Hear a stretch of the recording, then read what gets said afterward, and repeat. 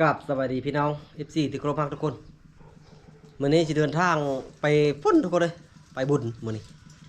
ไปเล่นบุญไปกับทีมงานบ่อไก่แต่ว่านัดการพบกันอยู่พุ่นแล้วทุกคนเลยบุญพุ่นละแล้วก็ไปกับน้องชายได้ไปเดินทางไปบ้านนำกัน2คนกับผมมาทุกคนเดินทางทุกคนเลยทุกคนเลยครูเทเฮาก็จักรยานตัวนี้ละไปใส่กับไปด้วยนะไปเดินทาง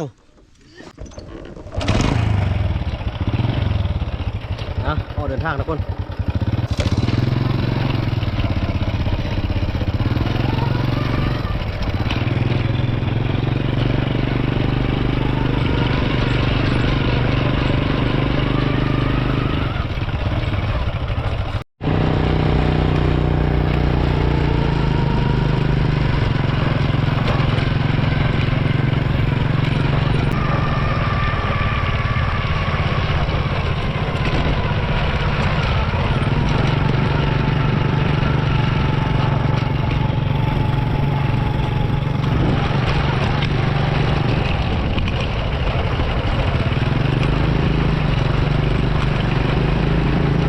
ทุกคนโอ้ฮอนหรือยังนะเห็นคนแซวนะทุกคนต้องชากันมาเคยมาก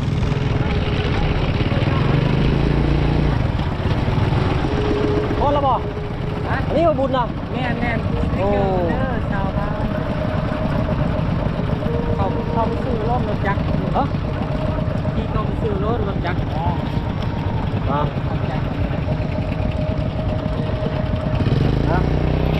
ข้าวมาฮอดแล้วทุกคนเลยกดติดสติ๊กเกอร์สาววัดกีบ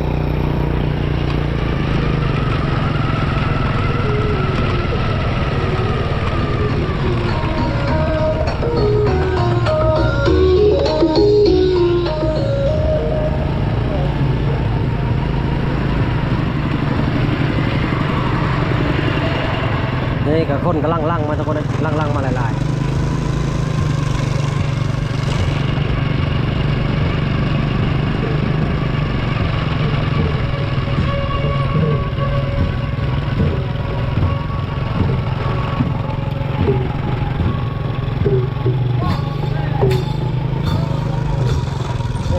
ให้กินเหล้าทุกคนเลย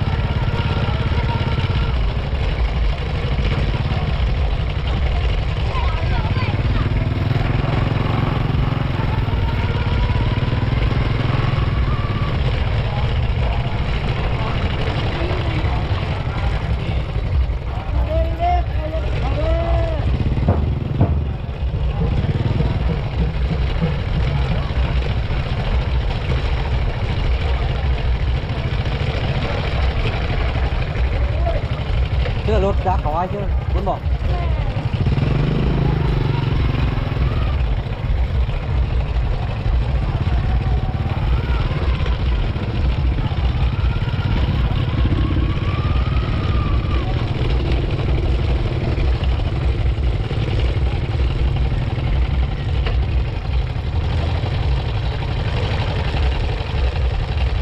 ไปแล้ว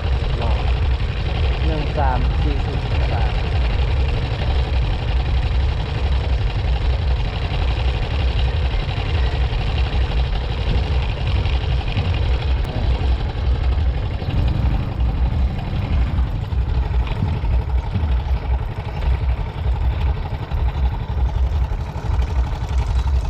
มีเงินหน่อยกับเขาเงินหน่อยเนี่ยมันมีเงินทอน30 คัน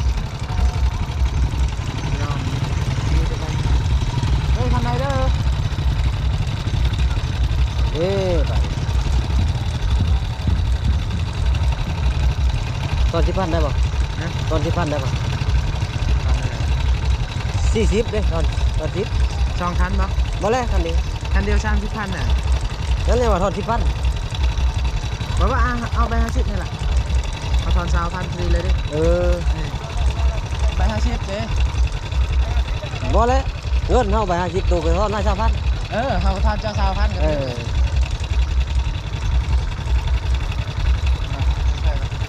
เอา ถือไปก่อน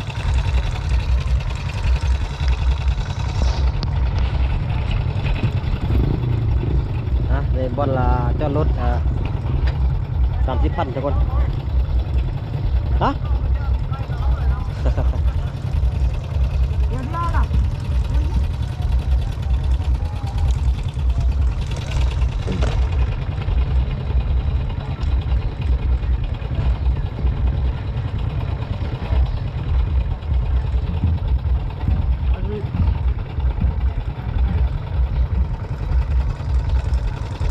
ถือก่อน อันนี้เก็บไว้ปีนี้เนาะ โอ้ย อ่า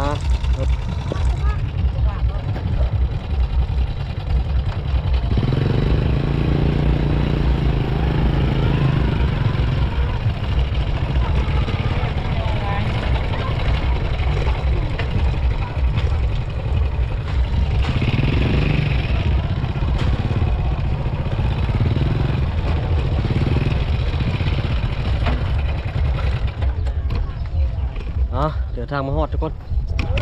หาเลาะบุญก่อนบัดนี้โทรหาบ่ใกล้ก่อนมาฮอดหรือยังตอนนี้กะโทรบ่ใกล้กะมาฮอดก่อนแล้วทุกคนเด้ยเพิ่นอยู่พุ่นละบ่อนกระบองใหญ่เพิ่นเนาะเดี๋ยวไปหาทีมงานบ่ใกล้ก่อน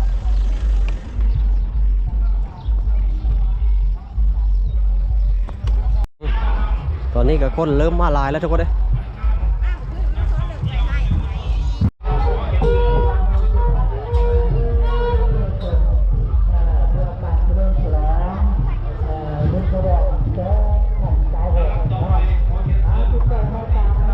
สบายดีไอ้ว่าทางว่านนี่บ่อ่ะ ว่านเนี่ยเขาว่านไป เอากระมาฮอดบ่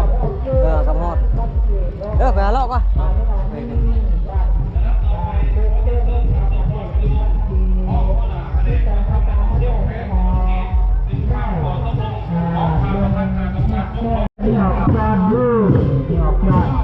ตอนนี้ก็ฮอดกระบอกใหญ่ทุกคนเอาหน้าบ่กระบอกใหญ่ตอนนี้ก็เพิ่นกำลัง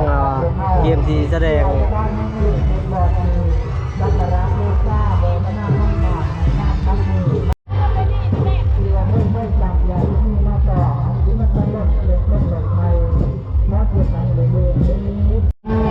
เรากำลังว่างแสดงยังนี่จักบ่ฮะเอาแสดงยังนี่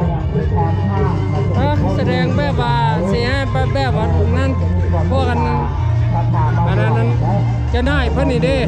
จะแสดงพวกนักเฮ็ดแต่ละส้นเผ่าแต่ละแบบออกไปนี่แล้วก็ยังซ่องเฮ่พุทธห้างอีกได้นี่ได้เฮ่เอามาเด้อ อันนี้แต้มแบบนี้นะหมายความว่าเด้อ เฮาก็บ่เข้าใจคือกันเด้อตัวนี้เด้อเฮาก็บ่เข้าใจคือกันก็มาส้มส้นเผ่าตู้เพิ่นซื่อๆคือกันแล้วเฮาก็บ่ฮู้คือกันหมายความว่ามันอิหยังเนาะตำนานกระบอกใหญ่ตำนานชนเผ่าปลุกเฮาก็บ่รู้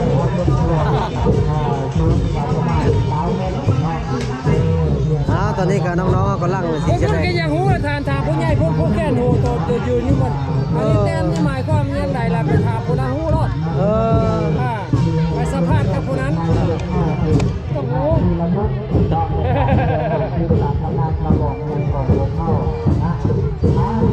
โอ้แต้มลูกครับนอนเนาะ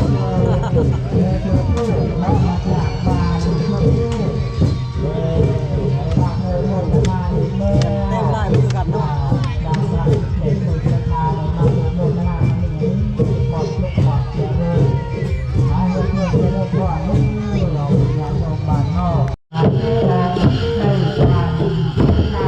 ตอนนี้กาพวกพ้องพวกกองกำลังเต้าโฮม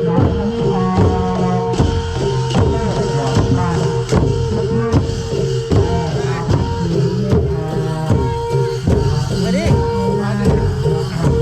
ได้เอาผู้ชายมานั่งบ่มาคนเดียวบ่เดี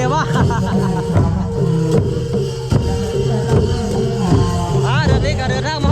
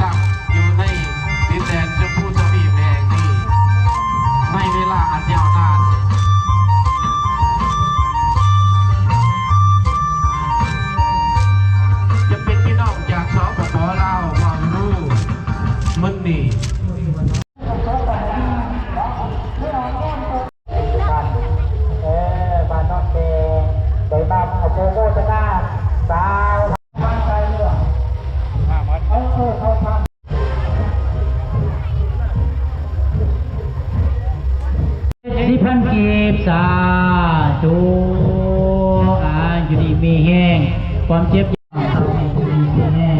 หายขอให้เข้มให้ชาโลกาสมทุกสมสุขสมรสสมภัยท่านจะเดือดร้อนให้หายไปในปีเก่าปีใหม่แล้ว นี่กระบอกใหญ่ทุกคน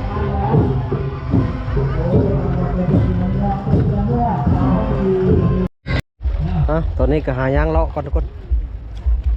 หาเลาะเบิ่งเขาขายเครื่องขายของอยู่ของกินก็มีนะทุกคนโอ้ปิ้งไก่ก็มีทุกคน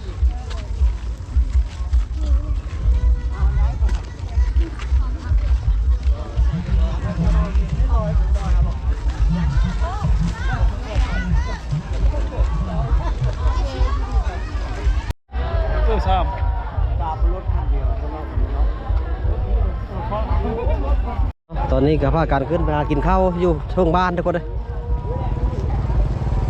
ว่ามีให้น้องเพิ่นมาชวนเมื่อกินข้าว